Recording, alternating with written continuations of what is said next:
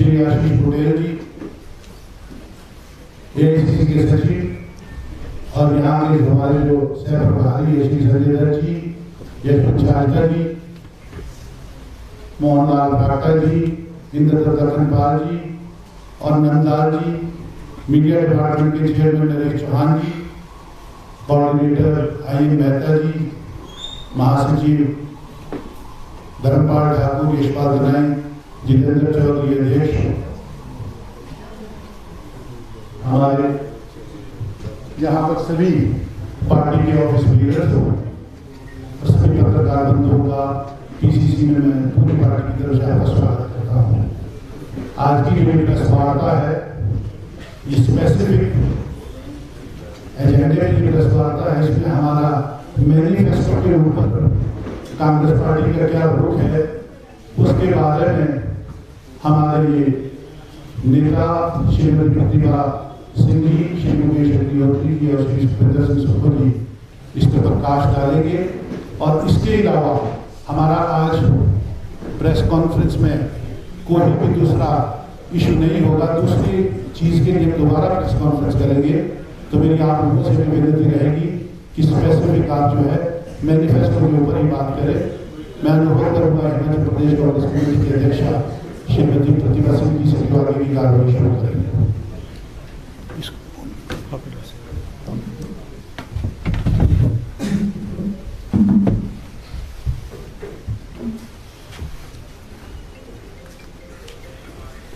आज हम मैनिफेस्टो को लेकर चर्चा करेंगे, जिसके विषय में कल हमने एक सभी हमारे पार्टी के सीनियर लीडर्स, सभी विधायक, सभी को लेकर एक मीटिंग की, क्योंकि हमने एक मैनिफेस्टो तैयार करना है जो जनता के बीच जाएगा और क्या क्या विषय इसमें होने चाहिए उस पर हमने कुछ चर्चा की है और इसकी प्रक्रिया अभी जारी है। हमने जैसा ओपीएस का मामला है, जो हर वर्ग ने इस बात की चर्चा की और हर क्षेत्र से आवाज़ उठकर आई, वो भी बहुत महत्वपूर्ण है। इसी तरह से सभी, चाहे वो हमारे बागवान है, किसान है, हमारी महिलाएं हैं, यूथ है, इन सभी से हम लोगों ने चर्चा करनी है, बातचीत करनी है और इस मैनिफेस्टो में क्या क्या डाला जाएगा उसके बारे में निर्णय करना है, फैसला करना है।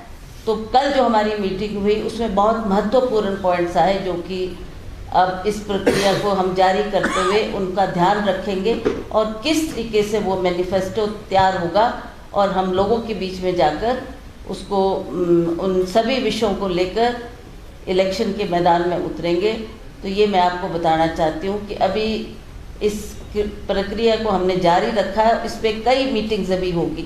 जितने भी हमारे कैंडिडेट्स हैं, मतलब जिन्होंने इलेक्शन लड़ना है, वो भी अपने क्षेत्र में जब जाएंगे, वहाँ के सभी लोग, चाहे वो बागवान है, किसान है, महिला है, यूथ है, सभी से चर्चा की जाएगी और ये विषय ध्यान में रखा जाएगा कि कौन सा विषय महत्वपूर्ण है और उसको फिर हम मैनिफेस्टो में डालकर उस मैनिफेस्टो को तैयार करेंगे।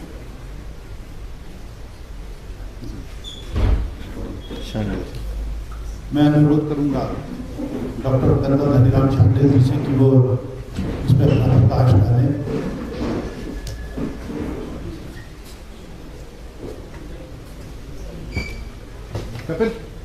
सभी को नमस्कार।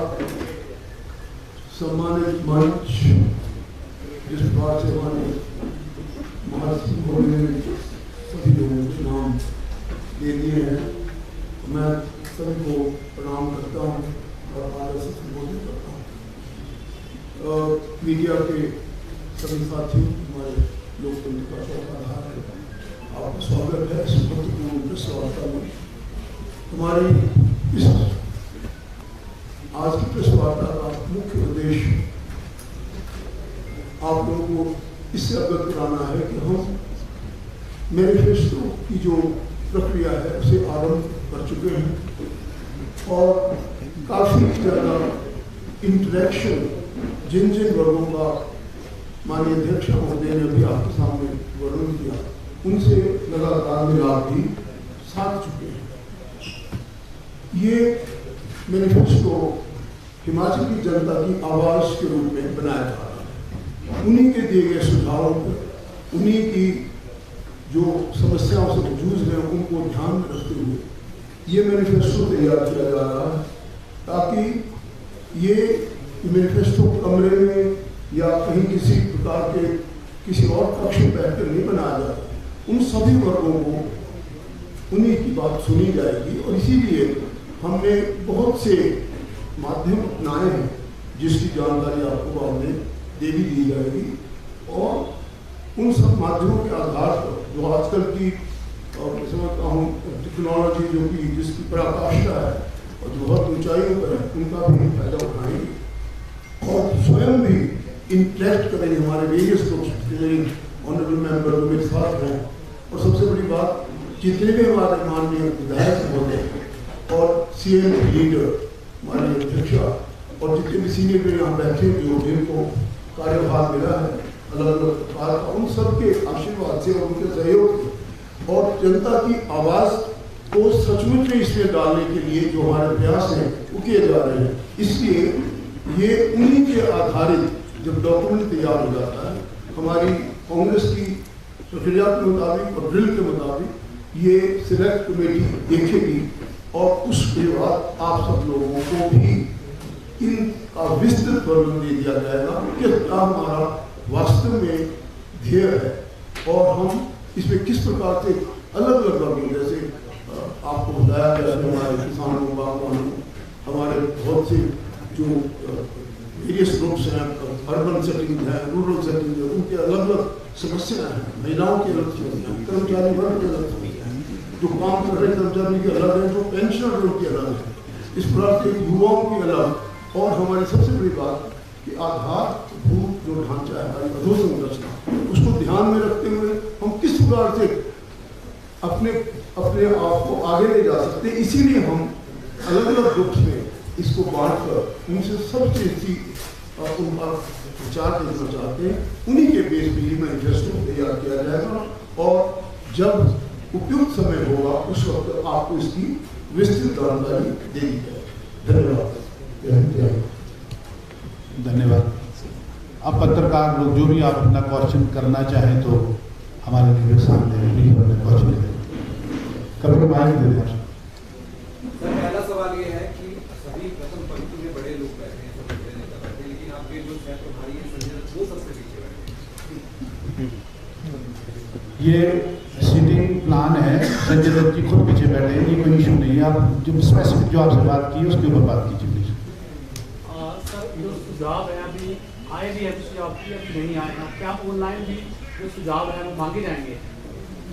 बिल्कुल मांगे और इसके लिए ईमेल आईडी और तभी मैंने कहा कि हमारी जो प्रौद्योगिकी है पराकाष्ठा पे पहुंच चुकी है, वो सभी माध्यम अपनाए जाएंगे और अपनाए भी जा रहे हैं। NPS लागू करने में हिमाचल प्रदेश पहला राज्य बना था तत्कालीन कांग्रेस सरकार थी, तो अब क्या देख रहे हैं आपके अब फिर से OPS लागू करने के लिए कांग्रेस भी इसको मुद्दा बना रही है, तो लोगों के बीच किस तरह से जाएंगे? आप पहले बंद किया और अब फिर से शुरू करें। क्या कहा आपने? OPS को आपकी आवाज़ ठीक नहीं आई, थोड़ा दूर से बोलना। अब बोलो दोबारा। ठीक से NPS लागू करने में कांग्रेस की तत्कालीन सरकार ने सबसे पहले की थी पहले, NPS अब शुरू करने फिर से OPS, तो लोगों के बीच किस तरह से जाएंगे आप? पहले बंद करने में भी आपने पहल की थी, अब फिर से शुरू करें। नहीं, देखिए ऐसा है कि ये पब्लिक मैंडेट ले रहे हैं हम अपने मैनिफेस्टो पे, और पब्लिक मैंडेट के मुताबिक जो भी मैंडेट आएगा उसको हम पॉलिसी डॉक्यूमेंट बनाएंगे। वो हमारा नीतिगत दस्तावेज होगा जिसको सरकार बनने पे अक्षरश लागू किया जाएगा। पहली दफ़ा जो है हिमाचल प्रदेश में हो रहा है कि हम जनता की आवाज़ पे अपना मैनिफेस्टो बना रहे हैं। उसके जो वेरियस एस्पेक्ट्स क्या क्या हैं, हम क्या क्या कदम उठा रहे हैं, वो आपको भवानी सिंह पठानिया बाद में ब्रीफ कर देंगे कि हम कदम क्या क्या उठा रहे हैं। लेकिन जहाँ तक OPS का सवाल है, ये हमारे जो है फर्म कमिटमेंट है। हमारी 3 सरकारें जो हैं हिंदुस्तान में, वो लागू कर चुकी है। आपके सामने राजस्थान की सरकार ने भी लागू कर दिया, हमारी छत्तीसगढ़ की सरकार ने भी लागू कर दिया, अब झारखंड की सरकार ने भी लागू कर दिया। ये जो है ओपीएस पे बिल्कुल क्लियर है कांग्रेस पार्टी कि ओपीएस हम लागू करना है हमें। बाकी सब इश्यूज पे हम पब्लिक मैंडेट मंगा रहे हैं। जहां तक आपने कहा कि 2003 में बंद किया गया, तो तत्कालीन जो अटल बिहारी वाजपेयी जी की सरकार थी, उन्होंने देश में ऐलान किया कि ये ओपीएस बंद की जाएगी और उन्होंने राज्य सरकारों को विवश किया, निर्देश दिए कि आप सब लोग बंद करें।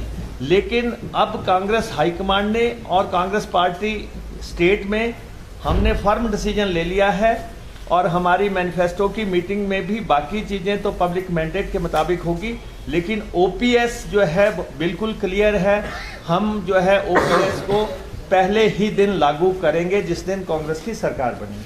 आम जनता के बीच एक रोष और है, सांसदों और विधायकों को कई पेंशन मिल रही है, तो क्या उस पर भी आपकी अगर सरकार सत्ता में आती है, पार्टी सत्ता में आती है, तो क्या उस पर फैसला लेंगे? नहीं, आपकी सूचना गलत है। हिमाचल प्रदेश में एमएलएज को सिंगल पेंशन मिल रही है, जो है कई बार की पेंशन नहीं मिल रही है। पंजाब में था कि हर बार की पेंशन जो है नई लगती थी, वो ऐड होती थी।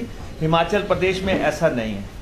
एक सबसे बड़ा जो इशू है जो बीजेपी बार-बार उठाती है या साहब उठाते हैं, बीजेपी की रैली में होता है कि Congress has many claimants to keep mister and today all of you are sitting together, तो what you have to say on that? Congress में बहुत ज्यादा मिस्टर कैंडिडेट हैं। ऐसा गौरव जी, ऐसा है कि आज की प्रेस कॉन्फ्रेंस का हमारा मैंडेट सीधा मैनिफेस्टो को लेके है हम हमारा अब ऐसा है कि हम मैनिफेस्टो पे बात कर रहे हैं। कांग्रेस की सारी लीडरशिप यूनाइटेड आपके सामने बैठी है। प्रतिभा सिंह जी बैठे हैं और हमारे कैंपेन कमेटी के चेयरमैन भी बैठे हैं और हमारे अन्य सारे लीडर, टॉप लीडर यहाँ पे बैठे हुए हैं। ये कोई इशू नहीं है। हमारा सबका ध्येय हिमाचल प्रदेश में सरकार बनाना है और हमारा थीम है सरकार बदलो, हालात बदलो। ये जो आपने सवाल किया, ये सवाल आपका जवाब हम बाद में हर मीटिंग में देते रहते हैं, लेकिन ओपीएस के मामले में हमारी जो सबसे हाईएस्ट बॉडी है अखिल भारतीय कांग्रेस कमेटी की टास्क फोर्स बनी, जिसमें हमारे बड़े सीनियर लीडर जो फाइनेंस मिनिस्टर रहे हैं देश के, पी चिदम्बरम जी भी उसमें थे, और उन्होंने भी एंडोर्स किया कि हिमाचल में ओपीएस लागू होनी चाहिए। और अब ये मैंडेट वहाँ से मिल गया। जब हमारा मैनिफेस्टो आएगा तो हमारा मेन मुद्दा ओपीएस का उसमें होगा। प्रदेश की आप लेंगे लोगों के, उसके लिए मेथड क्या रहेगा? भवानी सिंह थोड़ा ब्रीफ कर दो अगर है तो।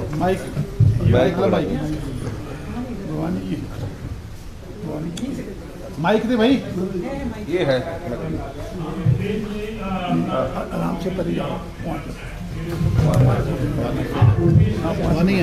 एक सेकंड सुनना जी।